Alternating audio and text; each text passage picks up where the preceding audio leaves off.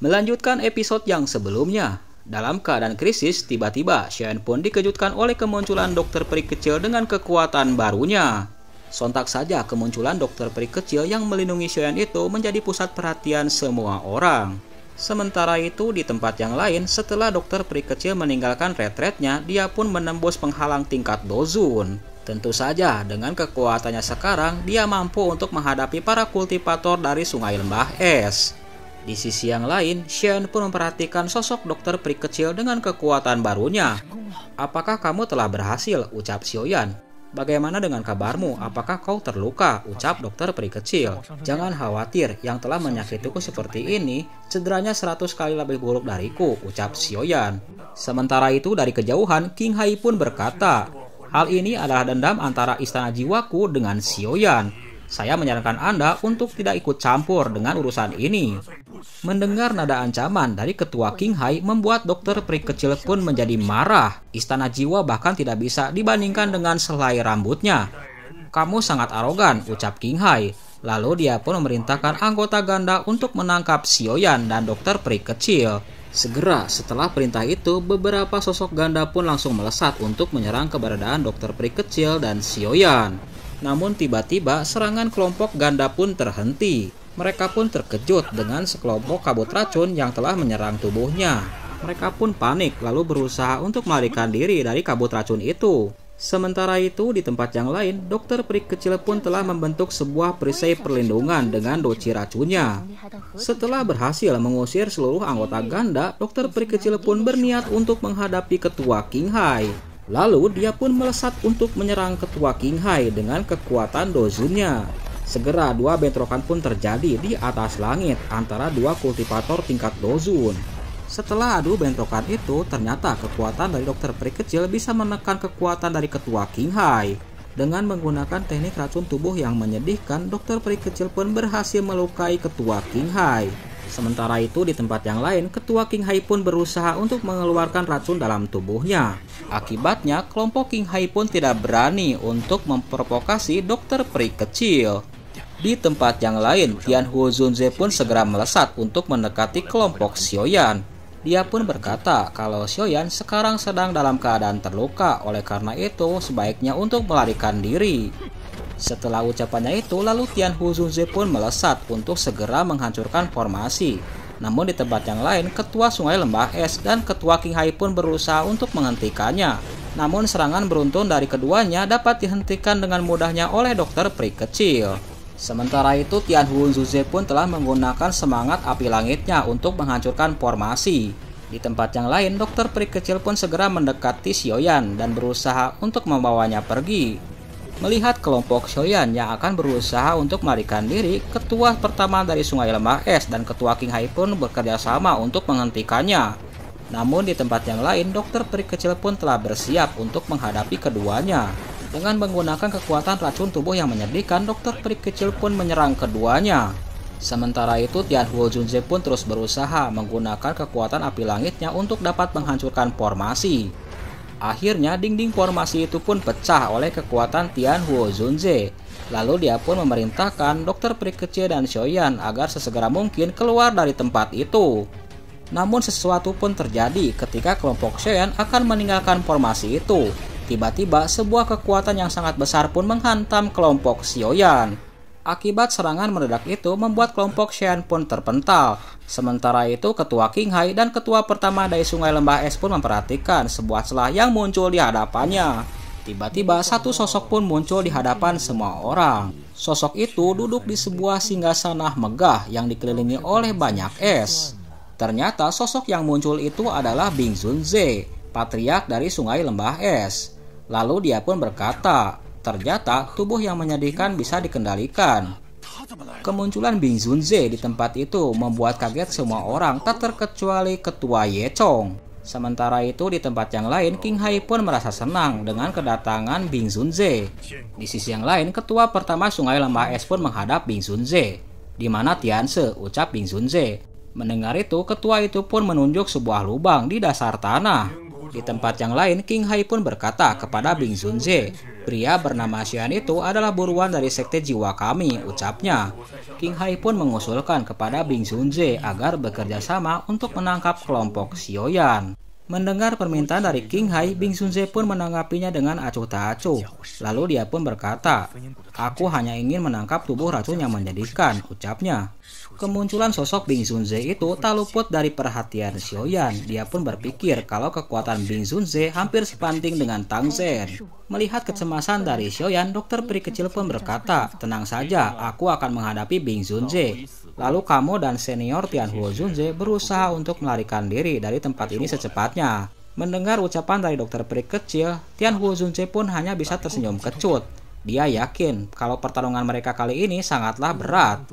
Di tempat yang lain, Bing Sunze pun berkata, "Hei, kamu racun tubuh yang menyedihkan, sebaiknya ikut denganku," ucapnya.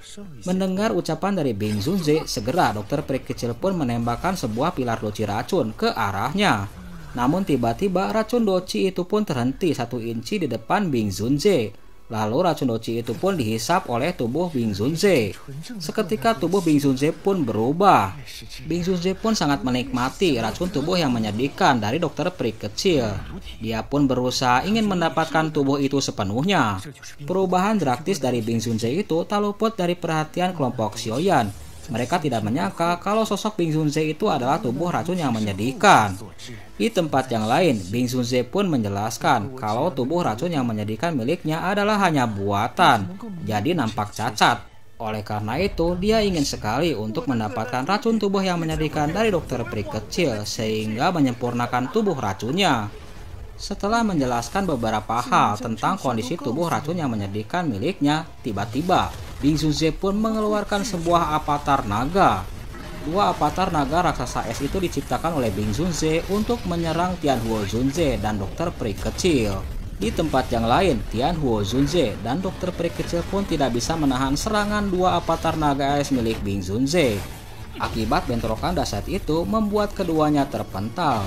Sementara itu avatar naga es Bing Sunze pun terus melesat untuk mendekati Xiaoyan. Akhirnya 2 avatar naga es pun telah muncul di hadapan Xiaoyan. Sementara itu Xiaoyan pun telah bersiap dengan menggunakan kekuatan api surgawinya, telah membentuk sebuah api lotus. Dalam krisis hidup dan mati, Xiaoyan pun bertekad untuk menghancurkan Bing Sunze walaupun dia mati. Sementara itu di tempat yang lain, Tianhuo Zunze dan dokter peri kecil pun mencemaskan Xiaoyan. Seketika, kelompok dari Xiaoyan pun menjadi putus asa akibat serangan dari Bing Sunze itu. Sementara itu, Xiaoyan pun telah bersiap untuk menghantamkan api surgawinya. Dalam krisis hidup dan mati, tiba-tiba 2 sosok pun muncul di hadapan Xiaoyan dan menghancurkan 2 avatar naga es milik Bing Sunze. Sontak saja kemunculan 2 sosok yang berusaha untuk menyelamatkan Xiaoyan itu membuat semua orang pun menjadi tercengang. Lalu tiba-tiba di sela keterkejutan semua orang termasuk Bing Sunze, 1 sosok pun muncul di hadapan semua orang. Lalu dia pun berkata, "Jika dia terluka, maka sungai lemah es akan hilang dari benua ini," ucapnya. Setelah ucapannya itu, tiba-tiba 1 sosok keindahan pun muncul di hadapan semua orang. Mendengar suara khas yang ia tidak dengar selama bertahun-tahun lamanya membuat Xiaoyan pun bergetar. Ternyata suara itu adalah suara dari Sun Er. Ternyata setelah Xiaoyan ditinggalkan oleh Sun Er di Akademi Jianan membuat Xiaoyan pun semakin rindu kepadanya. Akibat kemunculan sosok Sun Er membuat api teratai di tangan Xiaoyan pun menghilang seketika.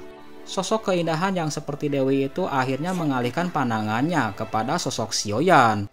Lalu dia pun menghampiri Xiaoyan dan berkata, "Xiaoyan gege," ucapnya. Sun Er pun memperhatikan bekas luka di wajah Xiaoyan, lalu dia pun mengelus wajah Xiaoyan dengan lembutnya. Namun di sisi yang lain, Xiaoyan pun dapat merasakan kemarahan Sun Er.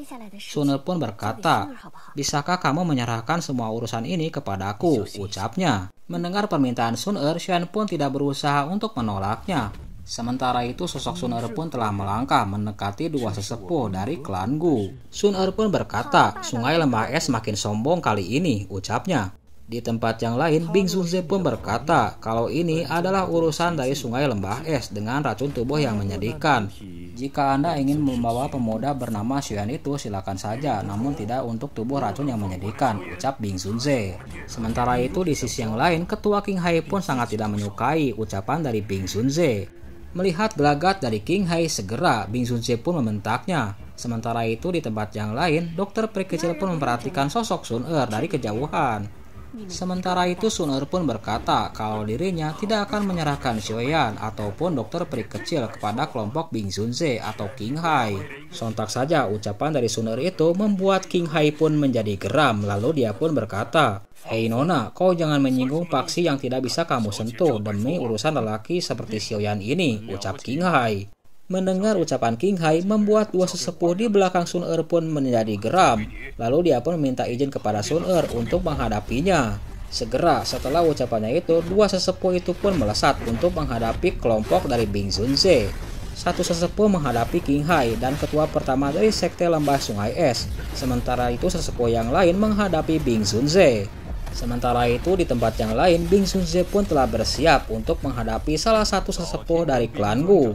Dari kejauhan, sesepuh maupun berkata, "Sudah lama saya mendengar reputasi tentang kekuatan Jun Es milik Bing Sunze. Hari ini saya ingin mencobanya." Mendengar tantangan itu, segera di tempat yang lain, kabut racun Doci pun berkumpul di tubuh Bing Sunze.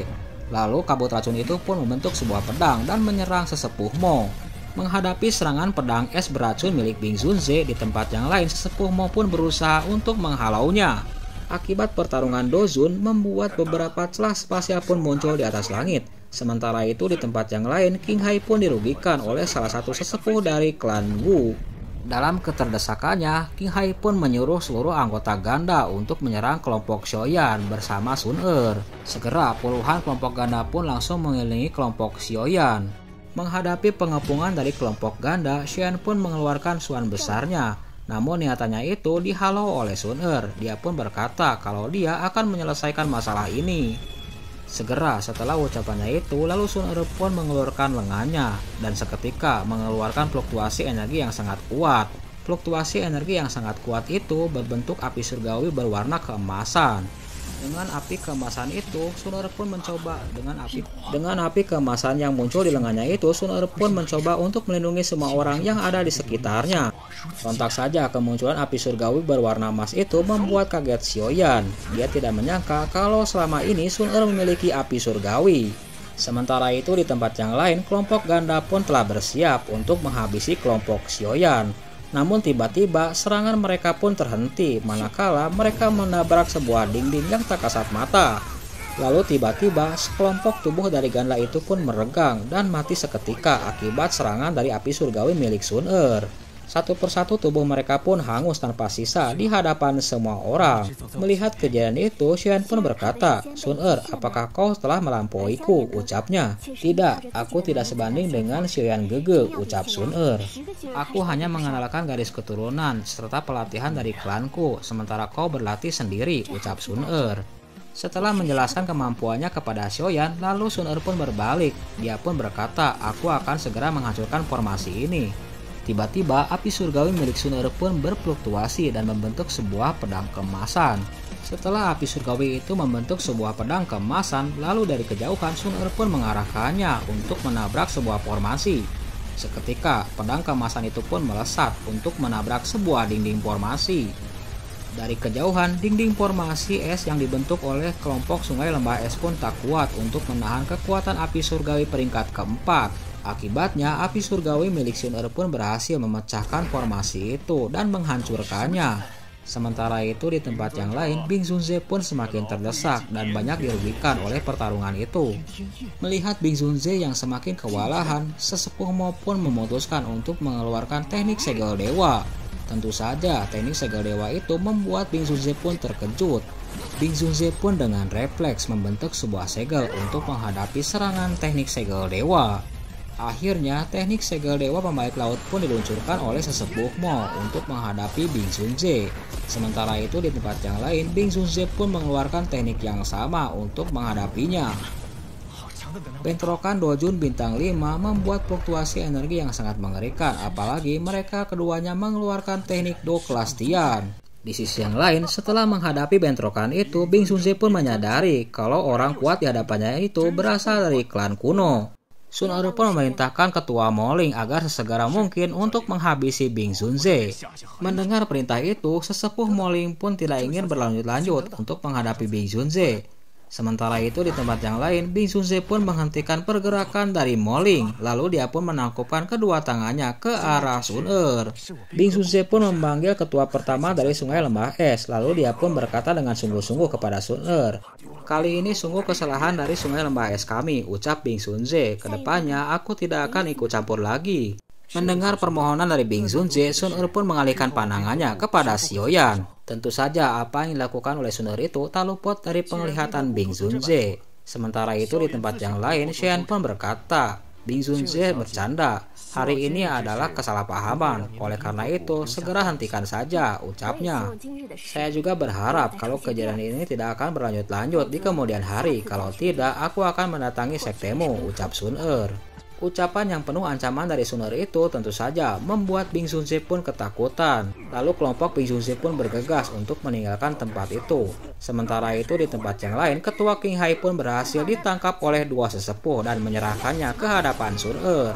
Di hadapan Sun Er, sosok King Hai pun dibakar oleh api surgawi miliknya. Seketika dengan lambaian tangannya, tubuh King Hai pun hancur dan sosok jiwanya ditarik oleh lengan Sun Er dan diserahkan kepada Xiaoyan.